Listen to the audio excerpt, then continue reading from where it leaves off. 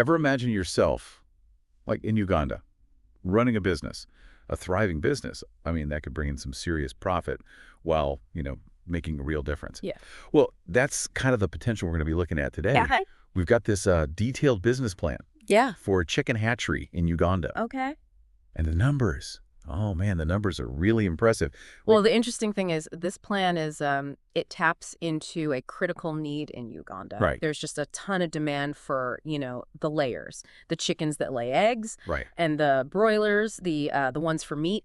And this hatchery, this one aims to provide both. Wow. And they're focusing on both the local and hybrid breeds to, really cater to that market. Smart. Okay, so let's talk scale for a sec. This plan, it's not messing around. They're aiming to produce, get this, 38,000 chicks every single month. Wow. That's almost 500,000 chicks per year. And the projected revenue, Yeah. over $45,000 US every month, totaling over 500,000 annually. Crazy. But I'm getting ahead of myself. Sure. Let's break down how this hatchery thing actually works. Yeah. Like how does it actually work? Yeah. What do they do? Well, the process itself is surprisingly straightforward. Okay. So you start by collecting fertilized eggs. Right. And then you incubate those eggs for 18 days. Okay. And then you move them to a separate hatchery for the final 3 days before they hatch. Oh, interesting. It's all about, really creating that perfect environment for those chicks to develop. So, walk me through the equipment involved. What Yeah. kind of setup are we talking about here? You might be surprised to hear that it's not as high-tech as you might think, or How's that? expensive for that matter. Okay. The essentials are you need an incubator, Right. obviously a hatchery. Okay. You also need some feed mills and a mixer That makes sense. and a generator. That's important. And all of that, the total initial investment comes in at a surprisingly affordable, get this, $19,500 US. Wow. Okay. For a business that's got that kind of projected revenue, that's, I was expecting a lot higher, honestly. Yeah. But what about the day-to-day costs? I'm thinking there's got to be some recurring costs here. Oh, yeah, of course. We've got to think about the operational costs. Right. And this includes stuff like, the parent stock. The what? The parent stock, those are the chickens that are producing the eggs, fertilized eggs. Right. And there's, of course, the cost of the eggs themselves. Right. And then coffee husks. Wait, hold on. Coffee husks. Yeah. What are those used for in a chicken hatchery? I know, right? I found that really interesting. Yeah.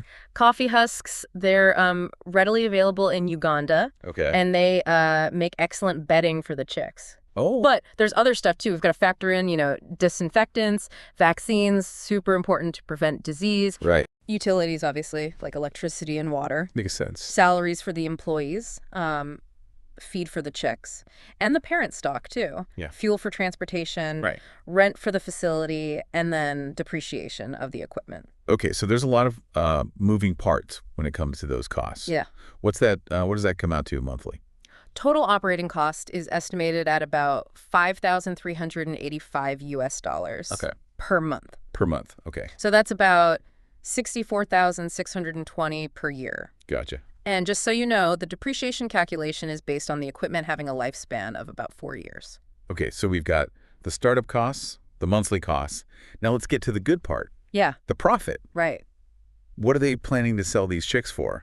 And what kind of profit margin are we looking at? So they're projecting to sell the layer chicks at $1.40 US per chick, Okay. and then the broiler chicks for $1 US. Okay. And get this, the profit margin, it's 88%. 88.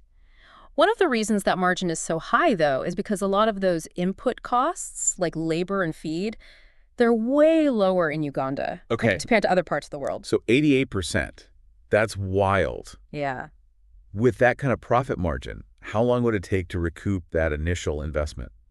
Based on the projections, the payback period is estimated to be just 3 years and 5 months. Wow. Yeah. Now that is a return on investment, Yeah. but is there really enough demand in Uganda to support that kind of operation? Oh, yeah, absolutely. There's really strong, consistent demand for day-old chicks in both rural and urban areas Okay. all year round. Interesting. Chicken's a major part of the Ugandan diet. Right. And that demand, it's not going away. Yeah. In fact, the plan even talks about expanding further, selling chicks to neighboring countries. Oh, wow. Okay, so we're talking about a pretty scalable business model. Yeah.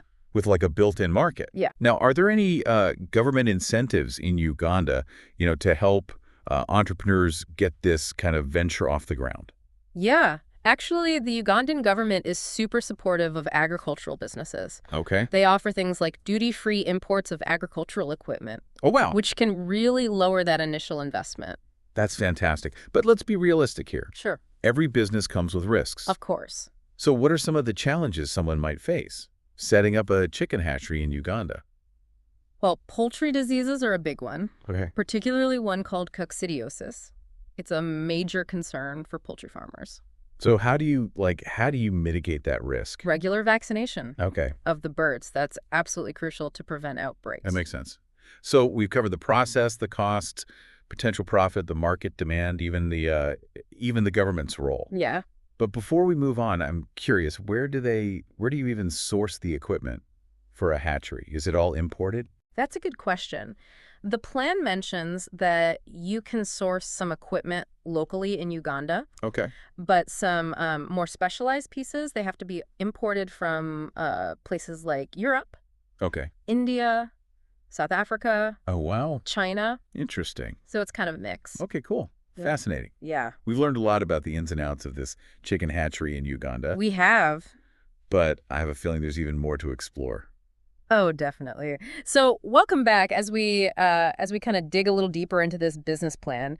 The financial projections, they really jump out, don't they? Yeah, they do. Yeah. But are those numbers, are they realistic? Mhm. What could impact, how profitable this hatchery could actually be? Well, market fluctuations, that's a big one. Okay. The cost of inputs like the feed, Yeah. that can change. Right. And the price you get for your chicks, Yeah. that might fluctuate too. So how do you, how can an entrepreneur make sure their projections are as accurate as possible? Yeah. And account for those potential changes? Well, thorough market research, that's essential. Okay. Really understanding local supply and demand, identifying your competitors, Right. even analyzing like seasonal trends. Oh, okay. That can help you refine those projections and make them more accurate. So it sounds like flexibility and being adaptable, those are pretty key. Yeah. Now, what about those operating costs? Are there ways to potentially reduce those expenses? Oh, for sure. Okay. Negotiating like favorable contracts with your suppliers for things like feed, vaccines, Yeah. that can make a huge difference. Okay. And exploring, alternative energy sources like solar power. Oh, right. That can help you reduce your reliance on a generator, and that brings down your utility costs. Smart thinking. Yeah. It's all about Yeah. finding creative solutions, right, Okay. to manage expenses and kind of maximize that profit. Exactly. And speaking of managing costs, the plan mentions labor as a significant expense. Yeah. What can a potential hatchery owner do to make sure they're getting the most out of their team? Yeah. Well, hiring and retaining skilled employees, that's crucial. Right. Motivated employees. Yeah. That might mean offering, competitive wages, offering training opportunities Oh, yeah. to kind of help them improve their skills. Right. A well-trained team, an engaged team. Yeah. That can significantly impact your, your efficiency and productivity. So investing in your team is just as important as investing in the actual equipment. Definitely. Now, the plan also mentions exporting chicks to neighboring countries. Right. That sounds like a great way to expand. Yeah. But imagine there are logistical challenges involved. What are some things that an entrepreneur should think about, before kind of taking that leap? Expanding internationally, it has huge potential, but Yeah. it's definitely complex. Right. The transportation logistics, Wow. and then navigating the all the regulations Yeah. for each country, Yeah. really understanding those markets. Right. What's the demand like? Yep. It might require additional investment, Okay. additional expertise. So while the potential is there, it's not just loading up the truck and driving them across the border. Right. Right. Exactly. Sounds like being smart about the risks you take. Yeah. Yeah. That's really essential for anyone who wants to grow their business, Yeah. beyond their immediate market. But before we get too far ahead of ourselves, I want to bring us back to the basics. You mentioned earlier parent stock. as a key expense. Can you talk a little more about that? Like, what does that term actually mean? Oh, yeah, sure. Parent stock, that refers to the, those are the mature chickens Okay. that are bred to produce those fertile eggs, Right. the eggs needed for the hatchery. Okay. These aren't just like any old chickens, Yeah. These are, they've been carefully selected and managed to make sure that they're producing high-quality eggs, Okay. disease-free eggs, Right. the health and how productive your parent stock is. Yeah. That has a huge impact on, the quality and how many chicks you can produce. Okay. It's a big investment for any successful hatchery. That makes sense. You Yeah. can't hatch chicks without, good parent birds. Right. Now, another term that's been popping up is hybrid breeds. Yeah. Why would a hatchery, why would they choose to focus on, hybrid chicks rather than just sticking with, the local breeds? Oh, that's a great question. That gets to the heart of like the whole market dynamic. Hybrid breeds, they're often chosen for their good traits. Okay. They might grow faster, lay more eggs, have better disease resistance, compared to some local breeds. And this can mean, greater efficiency and more profit for the hatchery. It's interesting how even like choosing the type of chicken can be like strategic and impact, the bottom line. Totally. This deep dive is really, it's really opening my eyes to how complex running a poultry business can be. It's not just about hatching chicks. Yeah. It's about, understanding genetics, what's happening in the market, preventing diseases. Yeah. It's a really dynamic field. Yeah. And that's part of what makes it so interesting. This business plan seems to touch on all those elements, though. Yeah. It kind of provides like a roadmap for navigating those complexities. But like you said, it's just a plan. Right. It's up to the entrepreneur to like take this information, and use their own skills, what they know about the market and, their drive to make it a reality. Exactly. It's a fantastic starting point. Yeah. But being successful, that ultimately hinges on the entrepreneur, their ability to adapt, to learn, to make good decisions, based on the market. Right, because things change. They do. This deep dive has already given us so many valuable insights into the potential of agricultural entrepreneurship in Uganda. Yeah. We've really looked into the process of setting up a hatchery. We explored the costs, potential profits, even touched on some of the risks involved. But there's still more ground to cover. You're right, there is. Before we wrap up, we need to look into the support systems that are out there for entrepreneurs in Uganda. What kind of resources and assistance can they use? Exactly. Let's dig into that when we come back for the final part of this deep dive.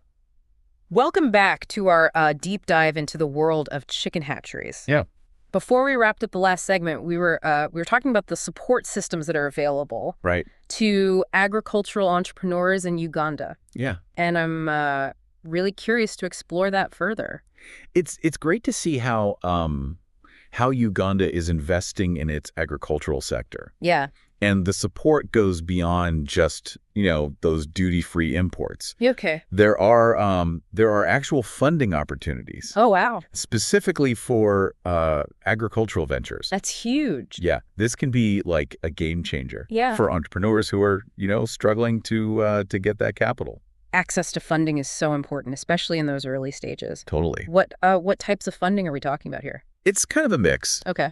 You've got like government-backed loan programs. And they've got, interest rates and repayment terms that are much better for agricultural businesses. Okay. And then there are also grants. Oh, wow. That are available, and those are often focused on like specific things, like maybe promoting innovative farming techniques or supporting businesses led by women. So entrepreneurs can find the type of support, that works for them. Exactly. That aligns with their, their needs and their goals. Yeah. That's fantastic. What about training? Yeah. And resources? Are there programs that can help aspiring poultry farmers? Oh, yeah, totally. to develop those skills they need? Yeah. The Ugandan government, along with, various NGOs and international organizations, Right. they offer a bunch of training programs. It's great. Yeah, and these programs, they cover everything from, practical stuff Okay. like poultry husbandry and hatchery management to, financial literacy and business planning. That's great. It's really invaluable, for equipping entrepreneurs with the knowledge and skills to actually run a successful operation. Wow. It sounds like there's a whole, like, ecosystem of support in place. Yeah. It's really a safety net Yeah, it is. for those venturing into the world of poultry farming. It's not just about, giving someone a business plan and saying good luck. Right, exactly. It's about providing like that holistic support. Yeah. Really empowering entrepreneurs with the tools and the knowledge and the connections they need to really thrive. And that kind of strengthens the entire sector, right? Not just individual businesses. Absolutely. It creates jobs and enhances food security. It contributes to, overall economic growth. Yeah. And, it goes back to what we were talking about before, the social impact of this hatchery. It's not just about the profit. It's about, creating jobs for young people, for women, and ultimately, contributing to the well-being of the whole community. It's amazing how something like, a chicken hatchery can have those kind of, like, far-reaching positive impact. I know, right? A profitable business that also helps the economy and society. Yeah. That's what I call a win-win. Totally agree. This really shows how, agriculture can be an engine for positive change. Yeah. Especially in developing countries. Right. It's about harnessing innovation, supporting entrepreneurship, promoting sustainable practices, to create a more prosperous future. Well said. This deep dive has been incredibly insightful. It has. We've covered, everything. Yeah. The details of setting up and running a hatchery, the costs, the potential for profit, the market, and even, the broader economic and social impacts. It's been a fascinating journey. Yeah. And we've only just scratched the surface. I know, right? There's so much opportunity out there in agriculture, not just in Uganda, but, globally. I completely agree. So for our listener, as you continue to learn and explore, here's something to think about. Okay. What role can technology play, in making agriculture more efficient and sustainable? Right. How can we use innovation to address, food security challenges and create a more resilient food system for everyone? These are big questions. Yeah. And we encourage you to, to keep digging deeper, to keep learning, and to keep asking questions. Absolutely. Until next time.